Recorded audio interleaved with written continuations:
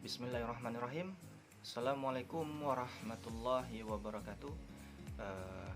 Asyhadu an la ilaha illallah wa asyhadu anna Muhammadar Rasulullah. Allahumma sholli ala sayyidina Muhammad wa ala ali sayyidina Muhammad. Baik, kali ini saya akan masuk kepada pertemuan ketiga ya, mengenai mata kuliah Sistem Informasi Manajemen yang materinya adalah konsep sistem. Jadi di sini agar materinya terlihat jelas, saya akan mematikan ya kameranya. Tunggu sebentar ya. Baik, kita masuk ke konsep sistem informasi ya. Kita harus mengetahui apa sih pengertiannya. Itu dia. Menurut Griffin dan Herbert, suatu sistem untuk mengubah data mentah menjadi informasi yang dapat digunakan dalam pengambilan keputusan. Jadi di sini adalah berupa data mentah ya, yang diolah ya, sehingga mendapatkan suatu informasi ya, sehingga bisa mengambil keputusan ya. Ini menurut Griffin Herbert. Menurut Loudon, sebagai kumpulan komponen yang saling berhubungan, mengumpulkan atau mendapatkan, memproses, menyimpan dan mendistribusikan informasi untuk menunjang pengambilan keputusan dan pengawasan dalam suatu organisasi. Ya, ini menurut Loudon. Di sini juga menurut Gordon ya. Menurut Gordon, data yang telah diproses ke dalam suatu bentuk yang mempunyai arti bagi penerima dan memiliki nilai nyata yang dibutuhkan untuk memproses pengambilan keputusan saat ini maupun pada masa yang akan datang. Ini dia ya, menurut Gordon B. Davis. Terus kita masuk karakteristik informasi. Di sini karakteristik informasi yang pertama harus relevansi ya. Dia harus relevan. Yang kedua harus akurasi. Dia harus akurat ya. Yang ketiga ketepatan waktu ya, dia harus tepat waktu. Yang keempat kelengkapan. Itu karakteristik dari informasi. Nih relevansi. Nah, ini dijelaskan. Hal ini berarti informasi memiliki kaitan langsung dengan masalah yang ada serta dapat memberikan manfaat langsung bagi pemakainya. Jadi sesuai ya apa yang kita inginkan, informasi yang kita dapatkan ya harus sesuai dengan masalah yang ada ya. Nah, jadi sehingga kita bisa memanfaatkan ya informasi tadi. Nah, ini akurasi ya. Di sini jelaskan hal ini berarti bahwa informasi harus bebas dari kesalahan. Akurasi juga berarti bahwa informasi harus jelas maksudnya. Peningkatan akurasi dapat menambah biaya dan hal ini tidak menjadi masalah bagi perusahaan sepanjang digunakan untuk mendapatkan informasi yang akurat. Jadi informasi tadi yang kita peroleh apabila dia akurat, dia akan bisa memecahkan suatu masalah yang ada di perusahaan. Selanjutnya ketepatan waktu. Nah, di sini informasi yang tersedia adalah yang terjadi sekarang. Artinya informasi yang diperoleh tidak boleh terlambat karena sudah tidak diperlukan lagi dan tidak memiliki nilai untuk pengambilan keputusan bagi pihak manajemen. Jadi informasi yang kita peroleh ini tidak boleh terlambat ya sampainya. Kalau bisa secepat mungkin agar bisa mengambil suatu keputusan bagi pihak manajemen. Jadi misalnya kalau informasi ini terlambat datangnya, jadi manajemen tadi susah dalam mengambil suatu keputusan ya. Dia karena dalam pengambilan keputusan tadi perlu adanya data ya, sehingga data ini nanti diolah sehingga menjadikan suatu hal yang dapat sebagai rujukan dalam pengambilan suatu keputusan tadi. Oke. Terus kelengkapan. Di sini informasi yang disajikan harus memberikan gambaran lengkap sehingga dapat memudahkan pihak manajemen dalam mengambil suatu keputusan dalam memecahkan berbagai masalah yang ada dalam suatu perusahaan. Jadi di sini informasi tadi itu ya harus lengkap ya, tidak boleh sepotong-sepotong atau kurang ya, sehingga bisa memecahkan dari suatu masalah di perusahaan tadi ya. Oke. Terus kita masuk kepada komponen sistem informasi. Komponen sistem informasi, di sini ada perangkat keras ya. Ada perangkat keras yang disebut hardware. Ini seluruh alat yang memiliki fisik yang ada pada komputer, baik sebagai bagian utama pada komputer tersebut, seperti pertama yaitu unit pusat ya, terus pemprosesan atau disebut Central Processing Unit atau CPU, terus ada monitor, terus ada keyboard dan lainnya, ataupun alat bantu komputer berupa printer, scanner, webcam dan lain sebagainya. Jadi ini perangkat keras tadi ya, bentuk fisiknya ya. Ya bisa monitor ya, bisa keyboard ya, bisa mouse, bisa printer ya. Ini dia ya yang nampak wujudnya ya. Nah, itu dia yang ada di luar yang kita lihat ya. Nah, inilah komputer perangkat kerasnya atau hardware. Terus dua yaitu perangkat lunak atau software. Perangkat lunak merupakan pendukung perangkat keras yang berbentuk logika program pada komputer. Nah, ini program-program ya kalau perangkat lunak nih yang ada pada komputer. Yang ketiga data dan informasi ya. Terus yang keempat jaringan ya. Ini merupakan sistem komunikasi yang menghubungkan perangkat keras baik menggunakan kabel ataupun tanpa kabel dalam kurung wireless atau kombinasi di antara keduanya. Nah, jadi jaringan ini ya bisa menggunakan wireless atau bisa menggunakan kabel. Yang kelima, prosedur. Nah, ini prosedur.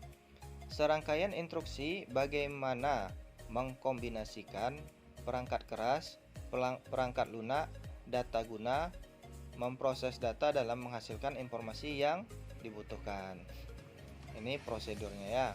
Yang keenam, penghubung pengguna ya atau user interface ya, dimaknai sebagai manusia yang berhubungan dengan penggunaan komputer dan memanfaatkan keluaran yang dihasilkan komputer. Nah, jadi ini kita yang menggunakan komputernya atau user interface ya. Terus klasifikasi sistem informasi. Nah, di sini pertama sistem informasi berdasarkan tingkat organisasi. Terus yang kedua sistem informasi dalam suatu organisasi. Yang ketiga sistem informasi berdasarkan fungsinya. Jadi di sini sistem informasi berdasarkan tingkatan organisasi Dapat dijelaskan ya. Satu,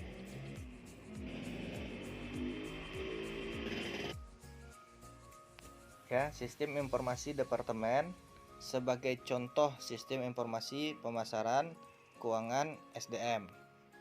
Ya, ini kalau di sistem departemen. Jadi ada sistem informasi pemasaran, ada sistem informasi keuangan, ada sistem informasi SDM. Terus ada sistem informasi pemasaran sebagai contoh. Ini sebagai contoh ya. Sistem informasi perguruan tinggi. Jadi bagaimana perguruan tinggi tadi memberikan informasi kepada masyarakat bahwasanya perguruan tinggi kami ini sudah memiliki akreditasi yang baik, yang bagus, yang dengan nilai A misal gitu ya. Itu ada websitenya kan. Itu yang ditampilkan sistemnya kan. Atau ada bagiannya, bagian di universitas tadi atau di perguruan tinggi tadi yang khusus untuk menginformasikan apa saja yang ada di perguruan tinggi tadi. Terus ada sistem informasi organisasi sebagai contoh. Ini perdagangan elektronik ya atau e-commerce. Itu dia ya. Selanjutnya ada sistem informasi dalam suatu organisasi. Di sini ada sistem informasi pribadi. Yang kedua ada sistem informasi kelompok kerja. Yang ketiga ada sistem informasi perusahaan atau enterprise informasi system ya. Oke, selanjutnya sistem informasi berdasarkan fungsinya. Ini ada sistem informasi manufaktur. Yang B-nya ada sistem informasi pemasaran, ada sistem informasi keuangan, ada sistem informasi SDM. Selanjutnya peran sistem informasi dalam bisnis. Ini peran sistem informasi dalam bisnis, yaitu sistem informasi dibuat dengan baik untuk dapat meningkatkan efisiensi dan produktivitas kerja dengan menghilangkan kegiatan-kegiatan yang tidak perlu agar dapat meningkatkan pelayanan kepada pelanggan, melakukan koordinasi di setiap bagian yang ada dalam perusahaan serta meningkatkan kualitas manajemen. Ya, ini. Jadi sistem informasi tadi dibuat ya untuk dapat ya meningkatkan efisiensi dan produktivitas ya. Terus ya untuk bisa menghilangkan kegiatan-kegiatan yang tidak diperlukan atau macam dulu ya. Misalnya kita mengurus STNK ya. Dulu ngurus pagi ya, itu baru besok mungkin keluar. Kalau sekarang dengan adanya sistem tadi atau sistem informasi tadi ya, ngurus pagi ini 5 menit kemudian atau 10 menit kemudian, paling lama setengah jam ya, sudah bisa kita mendapatkan STNK-nya. Ya, itulah manfaat tadi dari sistem tadi. Jadi hal-hal yang tidak diperlukan ya, hal-hal yang membuat lambat bisa diatasi dengan cepat. Terus manfaat sistem informasi bagi perusahaan. Nih dapat meningkatkan efisiensi operasional. Itu ya manfaatnya. Yang kedua, dapat memperkenalkan inovasi dalam bisnis. Ya. Jadi kita dapat memperkenalkan inovasi-inovasi baru ya kepada khalayak ramai ya. Yang ketiga, mengembangkan sumber-sumber informasi strategis. Ini dia manfaatnya ya. Terus mengapa mempelajari sistem informasi? Ini kita tanyakan ya. Yang pertama, ini ada juga mengapa mempelajari sistem informasi. Selain adanya keharusan untuk mempelajari sistem informasi berbasis komputer, masih ada dua alasan yang mendorong orang untuk mempelajari sistem informasi, yaitu ya, yang pertama adanya kenyataan bahwa industri teknologi informasi yang terdiri atas industri komputer dan industri komersial di dunia paling bernilai, ya. Ia juga merupakan industri yang berkembang lebih cepat dan merupakan kenyataan bahwa teknologi informasi atau TI yang telah melakukan transformasi secara besar-besaran atas kegiatan ekonomi dan rekreasi serta menarik perhatian sebagai fenomena sosiologis yang sangat penting. Ya, jadi dengan adanya, ya, kita tidak pungkiri juga ya, dengan adanya teknologi ini, ya, semua kegiatan yang ada di manapun, ya, dapat berjalan secara baik, terus dapat diperkenalkan secara luas, ya. Dulu orang membuat iklan, ya, berupa spanduk, terus brosur-brosur. Sekarang iklan sudah menyebar di mana-mana, ya, sudah bisa masuk ke HP bagai, ya, iklan itu, ya. Nah, itu dengan adanya teknologi tadi. Terus yang kedua, adanya kenyataan bahwa industri teknologi informasi telah menciptakan banyak kesempatan kerja di berbagai bidang kehidupan, ya, sehingga pencari kerja hanya bersaing lebih sedikit dibandingkan para pencari kerja sebelumnya, kurang menguasai sifat dan implikasi teknologi komputer. Jadi kalau kita menguasai teknologi, ya, tentu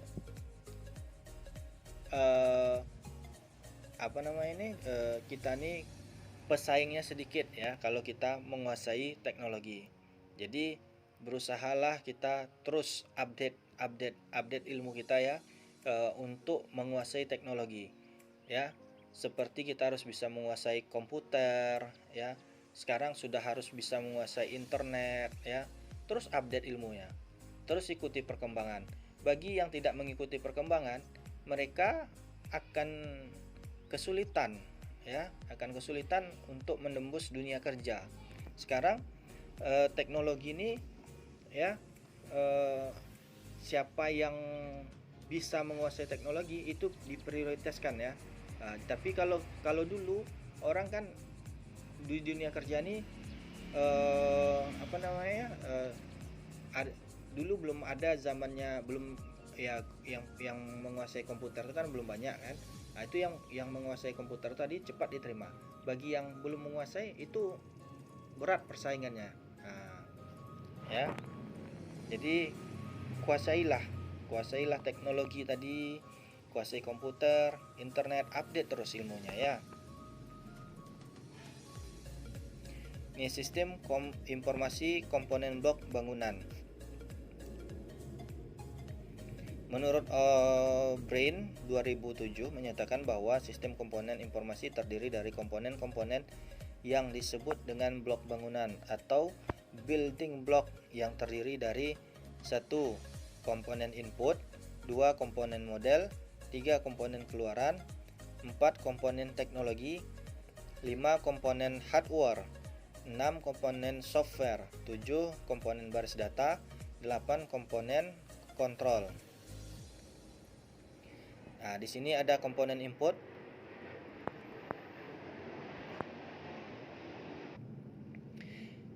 Komponen input, masukkan input memiliki data yang masuk ke dalam sistem informasi. Masukan atau input di sini termasuk metode dan media untuk menangkap data yang akan dimasukkan yang dapat berupa dokumen-dokumen dasar. Nah, jadi komponen input ini, ya, kita memasukkan data-data, ya. Misalnya kalau kita melakukan penjualan, berapa penjualan hari ini kita masukkan. Nah, itulah komponen inputnya, ya. Itu yang pertama. Kalau melakukan tuh biasanya dulu dicatat di kertas. Kalau sekarang setiap pembelian langsung tercatat di komputer. Nah, itulah komponen inputnya. Terus ada komponen model. Komponen ini terdiri dari kombinasi prosedur logika dan model matematika yang akan memanipulasi data masukan atau input dan data yang tersimpan di basis data dengan cara yang sudah ditentukan untuk menghasilkan keluaran yang diinginkan. Nah, jadi komponen model ini biasanya sudah dibuat oleh dari perusahaan-perusahaan masing-masing ya, tergantung model yang diinginkan dari perusahaan tersebut. Terus ada komponen keluaran atau output. Hasil dari sistem informasi adalah keluaran yang merupakan informasi yang berkualitas dan dokumentasi yang berguna untuk semua pemakai sistem. Itu komponen keluaran. Terus ada komponen teknologi. Teknologi merupakan toolbox ya dalam sistem informasi. Teknologi digunakan untuk menerima input, menjalankan model, menyimpan dan mengakses data, menghasilkan dan mengirimkan keluaran, dan membantu pengendalian dari sistem secara keseluruhan. Ini komponen teknologi. Jadi kita tinggal masukkan data, terus dia sudah memproses ya, menjalankan dengan model yang ada di perusahaan tadi, terus dia langsung menyimpan, terus dia langsung mengakses, terus menghasilkan dan mengirimkan keluaran, dan membantu mengendalikan dari sistem secara keseluruhan. Jadi kita ke depan nih user atau yang menggunakan memasukkan data, komputer yang sistem tadi yang mengolahnya, secara yang memprosesnya, nanti dia akan mengeluarkan hasilnya ya. Ada input, ada proses, ada output ya. Oke, langsung selanjutnya. Nah, nih perangkat keras atau hardware.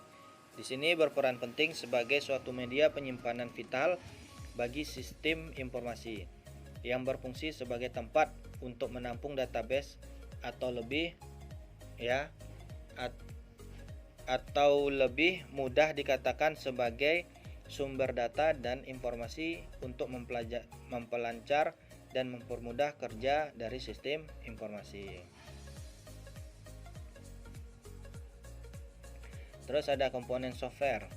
Perangkat lunak atau software berfungsi sebagai tempat untuk mengolah, menghitung dan memanipulasi data yang diambil dari hardware untuk menciptakan suatu informasi. Jadi data yang diproses tadi terus dimasukkan ke dalam komputer. Terus apa yang mengolah? Yang mengolah tadi berupa program yang ada di komputer tadi. Program tadi itu yang disebut komponen software ya. Jadi setelah diolah tadi barulah kita dapat menghasilkan informasi. Terus ada komponen basis data atau database ya, merupakan kumpulan data yang saling berkaitan dan berhubungan satu dengan yang lain, tersimpan di perangkat keras dan menggunakan perangkat lunak untuk memanipulasinya. Data perlu disimpan dalam basis data untuk keperluan penyediaan informasi lebih lanjut ya, itu database atau basis data. Terus ada komponen kontrol. Banyak hal yang dapat merusak sistem informasi seperti bencana alam ya, api, temperatur, air, debu, kecurangan atau kegagalan sistem itu sendiri, ketidakefisiensi, sabotase dan lain sebagainya. Jadi dengan adanya kontrol tadi, jadi sistem tadi bisa berjalan dengan baik, sehingga kita tahu ya, misalnya kalau dengan adanya teknologi ini nanti akan terjadi bencana ya, bencana alam seperti gempa, kita akan tahu nanti nih. Jadi kita dengan adanya teknologi ya, kita bisa mengurangi ya, itulah tadi komponen kontrol tadi, mengurangi dampak dari bencana tadi ya. Misalnya kalau akan terjadi gempa ya kan, akan menimbulkan tsunami, itu sudah ada kontrolnya tadi ya. Misalnya kalau mau jadi tsunami nanti akan hidup alarm di tepi-tepi pantai supaya orang atau masyarakat bisa lari ke tempat daerah yang lebih tinggi. Oke, ini komponen kontrol. Nah, demikian eh, hasil dari mata pelajaran kita kali ini ya untuk pertemuan ketiga. Saya akhiri. Assalamualaikum warahmatullahi wabarakatuh.